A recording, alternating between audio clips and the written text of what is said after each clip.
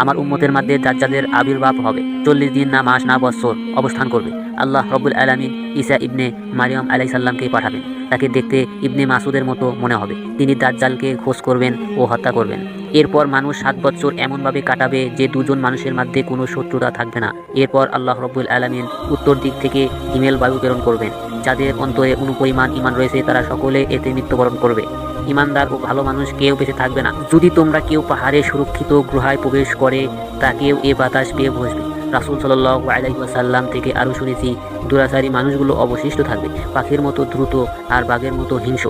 তারা ভালোকে ভালো হিসাবে জানবে না আর মন্দকে মন্দ মনে করবে না। শয়তান মানুষের আকৃতিতে তাদের কাছে এসে বলবে, তোমরা ভালো কাজে সাড়া কেন দাও না? তারা বলবে, তুমি আমাদের কি করতে বলো? সে তাদেরকে মূর্তি উপাসনা করতে আদেশ করবে। তারা সুন্দর জীবনযাপন উপকরণ নিয়ে জীবনযাপন করবে, হয়ে যাবে। এরপর একদিন প্রচণ্ড বৃষ্টি বর্ষিত হবে।